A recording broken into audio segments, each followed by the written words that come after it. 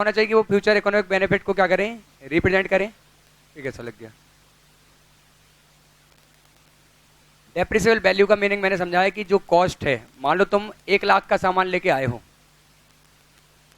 और उसकी useful life है 5 साल, और 5 साल के बाद वो 10,000 रुपए का बिकेगा, तो बताओ फिर 5 सालों में कितना घिसेगा, तो कितना डेप्रिसिएट होगा 5 सालों में? 90,000। उसी को हम बोलते हैं डेप्रिसिएबल वैल्यू।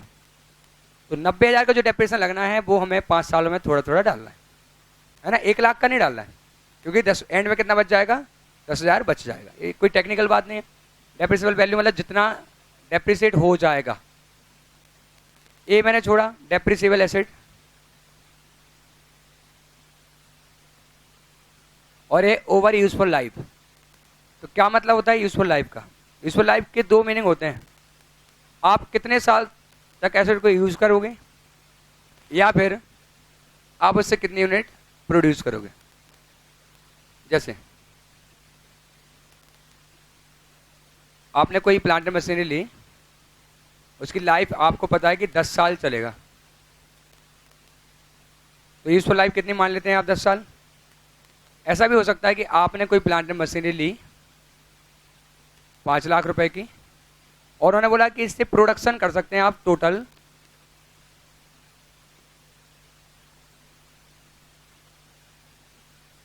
5,000 यूनिट बना सकते हैं।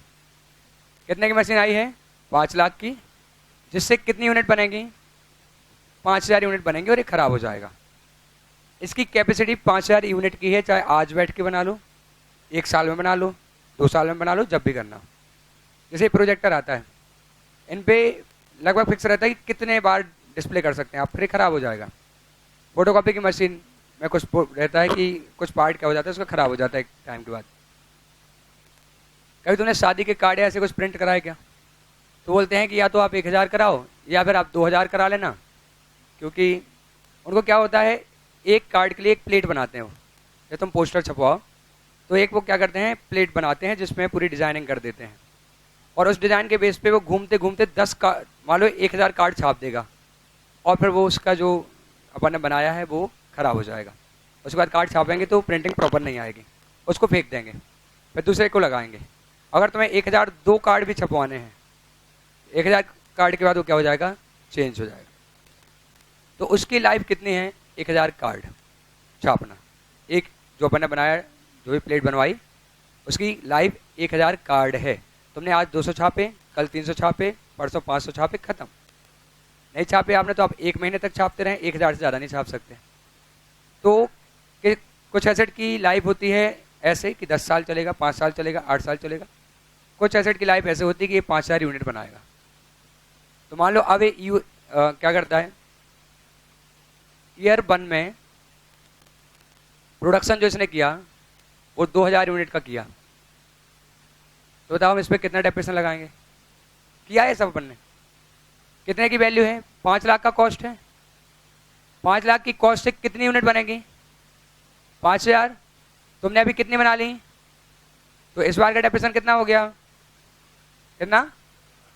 2 लाख हो गया। तुमने सेकेंड ईयर में 500 यूनिट बनाई, तो सेकेंड का डेप्रिसिएशन कितना हो जाएगा? ऐसा समझ लो कि 5,000 यूनिट बनते हैं 5 लाख में, तो कितने रुपए का खर्चा आता है 1 यूनिट पे? 100 का, 100 रुपये पर यूनिट आता है। तो 500 बनाओगे तो कितना आ जाएगा? 50,000 खर्चा आ जाएगा। और तुमने तीसरे साल में ही बची हुई कितना? 2,500 और बना ली। तो ये कब खत्म हो जाएगा? एसेट कब खत्म हो जाएगा? तीसरे साल खत्म हो जाएगा। उसको ईयर से कोई मतलब नहीं है, उसको नंबर ऑफ यूनिट जो आप प्रोड्यूस करें उससे मतलब। क्या ये बात समझ में आई? तो यूजफुल लाइफ ईयर्स में भी हो सकती है, या इसकी यूजफुल लाइफ कितनी है? 5,000 यूनिट। या फिर ऐसा हो सकता है कि ये मशीन चलेगी 5,000 आवर्स। कितने घंटे चलेगी? 5 घंटे चलेगी, जो कर सकते हो करो। तो इसकी लाइफ कितनी हो गई? 5,000 आवर्स। इसलिए हम वो मशीन आवर मेथड लगाते थे, लगाया हो क्या पता, डायरेक्ट भर्ती वाले आ जाते। देखो मुझे किसी से कोई बात नहीं करनी, ये तुम्हें समझ में आ गया? ये इसको बोल के देख लें, useful life of a PP means, useful life का मतलब क्या होगा? Number of years the asset is expected to be use. कितने साल तक आप एक्सपेक्ट कर रहे हैं कि आप एसिड को यूज करेंगे? ठीक है, number of years acid is expected to be used, और number of unit acid is expected to produce, या कितनी यूनिट वो प्रोड्यूस करेगा। इन केसेस में अपन क्या कर सकते हैं, निकाल सकते हैं। क्या ये तो बातें क्लियर हुई? तो हमने डिस्कस कर लिया सिस्टमेटिक एलोकेशन, हमने डिस्कस कर लिया डेप्रिसिबल वैल्यू, और हमने डिस्कस किया ओवर यूजफुल लाइफ। अब एक पॉइंट बड़ा बचा है कि उसका नाम क्या है, डेप्रिसिबल एसिड। क्या मतलब होता है डेप्रिसिबल एसिड का? तो देखना यहाँ पे, लिखना मत, फिर मैं तुम्हें टाइम दे दूंगा लिखने का। डेप्रिसिबल एसिड का मतलब क्या होता है? इसका मतलब होता है acid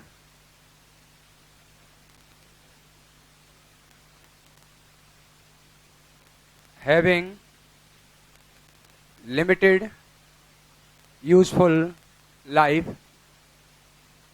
of more than one accounting year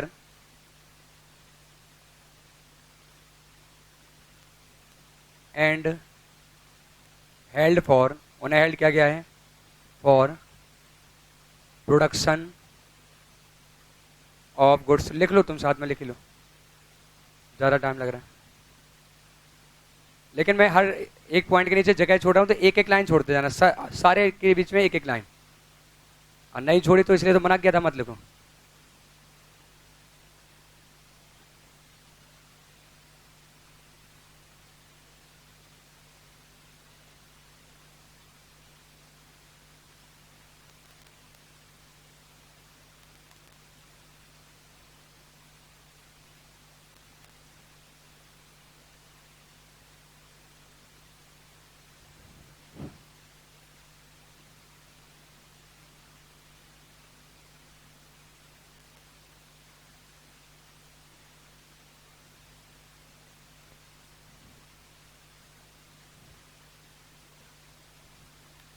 लिख लो।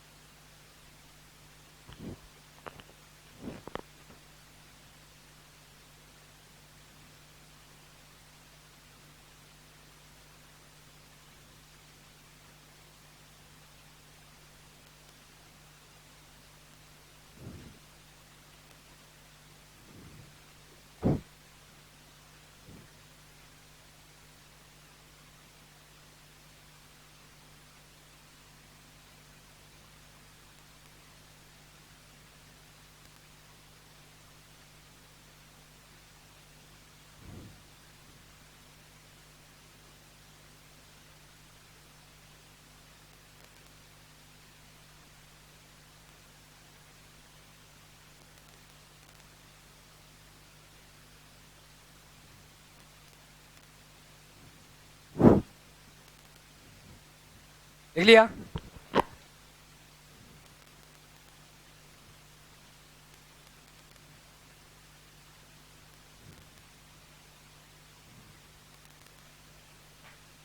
देखना ध्यान से, यहाँ पे सुने। डेप्रिसिबल एसिड का मतलब क्या होगा? तो डेप्रिसिएबल एसेट का मतलब होगा ऐसा एसेट, अमित बात नहीं करनी पीछे, ऐसा एसेट जो हैविंग लिमिटेड यूजफुल लाइफ, मतलब जिसकी लाइफ निश्चित हो। फॉर एग्जाम्पल आप लैंड खरीदते हैं तो क्या उसकी लिमिटेड यूजफुल लाइफ होती है? होती है क्या? नहीं, अनलिमिटेड लाइफ है, इसलिए लैंड पर कोई डेप्रिसिएशन अप्लाई नहीं होता। देखिए अगर आप लैंड को लीज पर लें 10 साल की, आपने 10 लाख रुपए दिए कि 10 साल तक जमीन हम लिए रहेंगे, लीज पर लिया आपने, किसको? जमीन को। कितने साल की लीज है? 10 साल। उसके कितने रुपए दिए आपने? 10 लाख। तो फिर उस जमीन की आपके लिए क्या हो जाएगी? लिमिटेड यूजफुल लाइफ हो जाएगी। कितने साल? 10 साल। The number of year asset is expected to be use, कितने साल यूज करने वाले हो आप? 10 साल। तो आप यूजफुल लाइफ हो जाएगी। तो उस केस में आप उस पर डेप्रिसिएशन भी लगा सकते हैं।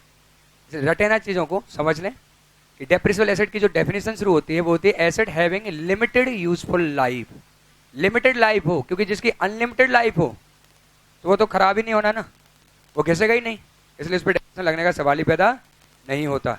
तो लैंड चूंकि अनलिमिटेड लाइफ रखती है, पैसा नहीं लगता, लेकिन आपने लीज पर लिया है उसको, तो फिर आप क्या कर सकते हैं? उसको डेप्रिसिएट कर सकते हैं। लीज तुम्हारे में है नहीं तो ज़्यादा नहीं बता रहा। Having limited useful life of more than 1 accounting period. सोचो अगर कोई तुमने प्लांट मशीनरी खरीदी जिसकी लाइफ 6 महीने है, तो डेप्रिसिएशन लगाओगे या पूरी मशीन P&L में डाल दो? क्योंकि साल की शुरुआत में खरीदी थी, 6 महीने में खत्म हो गई, तो खत्म हो गई ना, फिर क्या? वो तो एक्सपेंस हो गई, एक ही साल में कंज्यूम हो गई। समझ रहे हैं? तो उसकी लाइफ लिमिटेड भी होना चाहिए, लेकिन 1 साल से ज्यादा भी होना चाहिए। अगर 1 साल से कम लाइफ है तो डेप्रिसिएशन क्या करना है? फिर तो पूरा का पूरा एसेट क्या हो गया? खर्च हो गया, एक ही बार का खर्चा हो गया ना वो। आ रही बात समझ में? तो 2 बातें हमने कौन कौन सी पढ़ी? एसेट जिसकी लाइफ क्या हो? लिमिटेड हो, लेकिन 1 साल से ज्यादा हो। तो 1 साल से ज्यादा हो लेकिन 5 साल, 7 साल, 10 साल, 15 साल कुछ तो हो।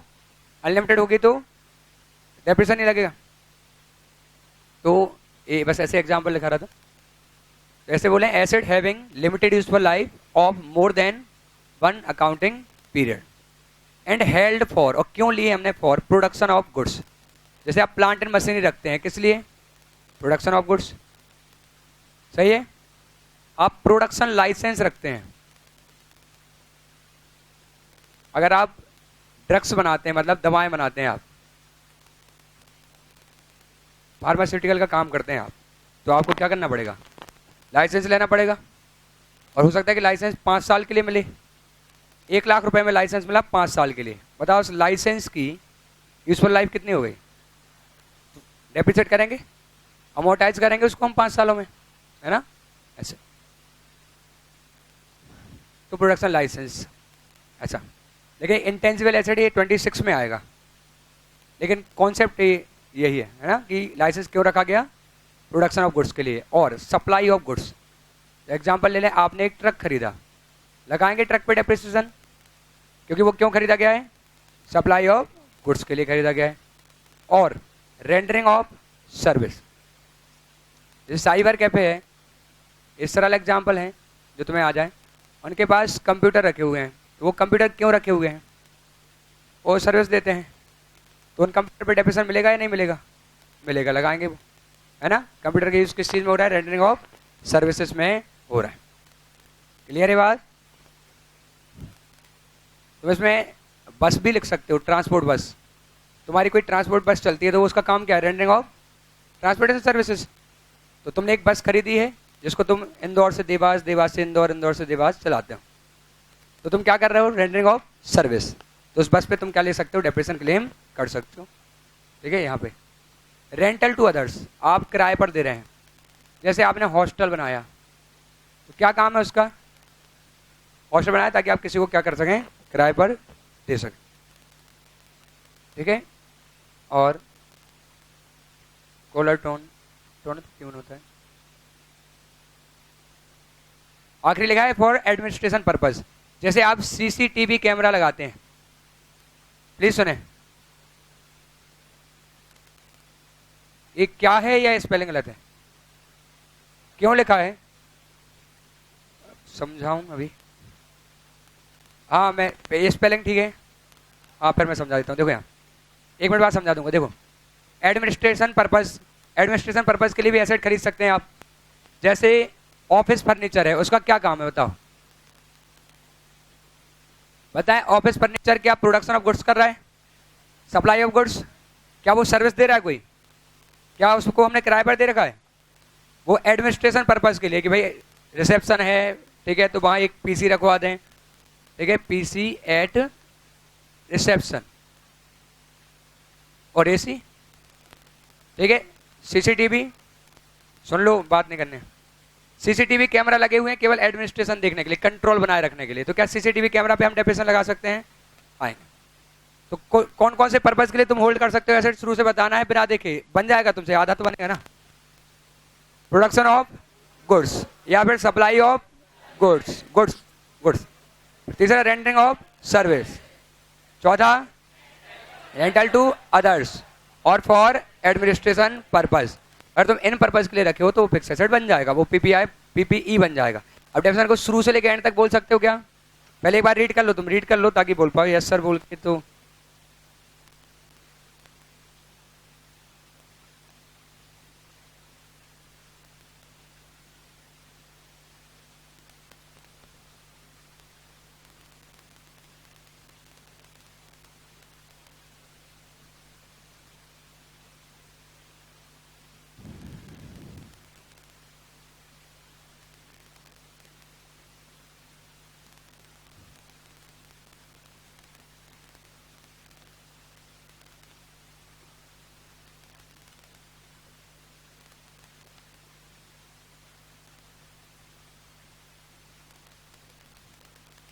पढ़ लिया?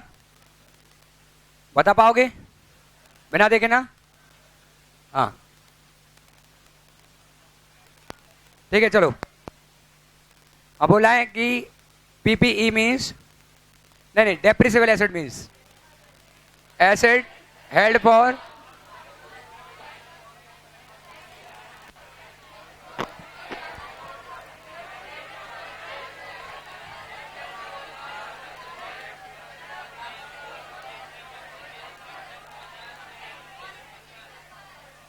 एक पॉइंट छूट गया तुम्हारा, सप्लाई ऑफ गुड्स वाला।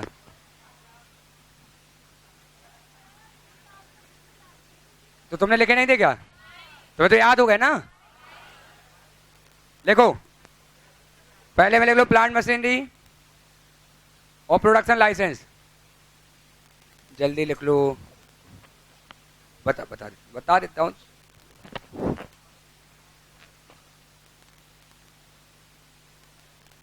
प्लांट मशीनरी, सुन लो। ओ भाई साहब, सीधे हो जाओ, कोई बात नहीं करनी, कुछ भी काम हो बात करते मत दिख जाना मुझे। प्लांट मशीनरी और प्रोडक्शन लाइसेंस लिख लिया। फिर यहाँ सप्लाई ऑफ गुड्स में लिख लो ट्रक। ये दूसरे में क्या लिखा? ट्रक। और रेंटिंग ऑफ सर्विस में लिख दिया साइबर कैफे के कंप्यूटर, ठीक है। और लोगों को लिख लेने दो। हाँ जी बोलिए।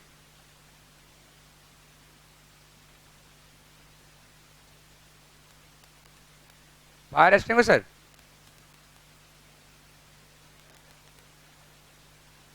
अग्निशामक यंत्र,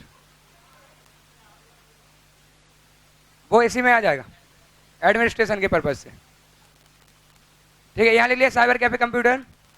और चौथे में क्या लिखना था? हाँ, हॉस्टल। हाँ, हॉस्टल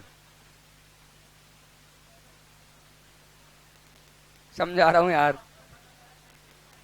क्या पागल लड़के, देखो यहाँ लिखो, आपने ऐसा लिख दिया कोई ऐसे बिना पता हुए। टीचर को कमजोर समझे। यहाँ क्या लिखना है?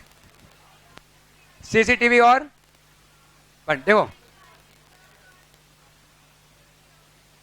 ठीक है, अकल लो जो भी बोल रहे हो तुम लोग। देखो, एयरटेल वालों ने कॉलर टोन बनवाई थी मलयालम भाषा में, मुझे नहीं पता, अभी सुन लो जल्दी, मैं ज्यादा डिटेल में नहीं जा रहा हूं। एयरटेल वालों ने बनवाई थी कॉलर टोन, और वो बनवाई थी उन्होंने ए आर रहमान से।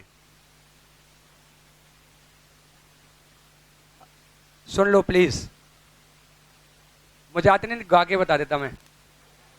तो उस जमाने को याद करो जब आपको 30 रुपए देने पड़ते थे 1 महीने के लिए। मैंने भी कभी नहीं दिए, अपन अपने को सुनाई नहीं देती ना अपने में। तो ऐसा कौन सा खर्चा जो, अब प्लीज सुनो, तुम यार बकवास कर रहे हो और समझना चाह रहा है।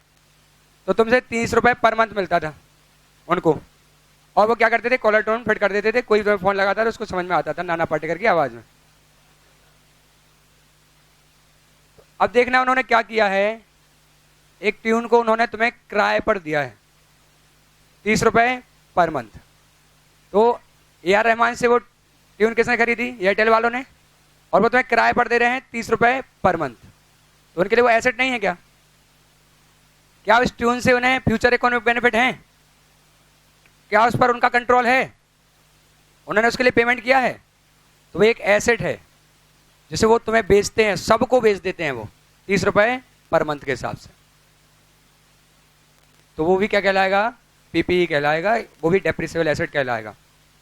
उसकी लाइफ नहीं होती इसीलिए कट रहा है, बात समझो, उसकी लाइफ नहीं होती इसलिए वो कट जाएगा, अदरवाइज वो भी कवर होगा। और लाइफ मतलब इकोनॉमिक लाइफ नहीं है, और सुन लो डिटेल में, हम इकोनॉमिक लाइफ की बात नहीं कर रहे हैं, हम एक्सपेक्टेड लाइफ की बात कर रहे हैं जिसे तुम यूज करोगे। एक कार अगर पंचर सुधारते रहो तुम तो शायद जिंदगी भर चल जाए, लेकिन हम उसकी बात नहीं कर रहे हैं। आप कितने साल तक यूज करना चाहते हैं? Asset is expected to be used by entity. Entity क्या एक्सपेक्ट कर रही है कि इस एसेट को हम कब तक यूज करेंगे? बोले हम तो 8 साल यूज करेंगे, फिर हम इस कार को चेंज कर देंगे। तो तुम्हारे लिए उस कार की लाइफ क्या मानी जाएगी? 8 साल। यूजफुल लाइफ में ये नहीं लिखा कि इकोनॉमिक लाइफ ऑफ एसेट, नहीं, उसमें लिखा है जितनी आप एक्सपेक्ट कर रहे हैं। तो आपने बोला हम तो 7-8 साल यूज करेंगे, तो तुम्हारे लिए 7-8 साल मानी जाएगी। तो हो सकता है कि वो इसको 1-2 साल 5 साल बाद चेंज कर दें, वो कर दिया तो उनके लिए तो 5 साल ही हुआ ना। रहमान को पैसे देके उन्होंने कॉलर टून बनवाई, 5 साल यूज किया उस एसेट का, तो जितने रुपए में उन्होंने रहमान से खरीदी वो गई कॉस्ट, और उसको 5 सालों में उन्होंने क्या कर दिया, राइट ऑफ कर दिया। आ गई बात समझ में? पक्का? अब बता दिया तो कोई डाउट हो तो पूछ लो। एसेट की डेफिनेशन नहीं पता है? डेफिनेशन की होती है एसेट की, ऐसे कोई भी रिसोर्स जिससे हमें फ्यूचर इकोनॉमिक बेनिफिट हो, ऐसा तुम्हारा कोई भी रिसोर्स जो तुम्हें फायदा पहुंचाए। तो क्या इससे एयरटेल वालों को फायदा था?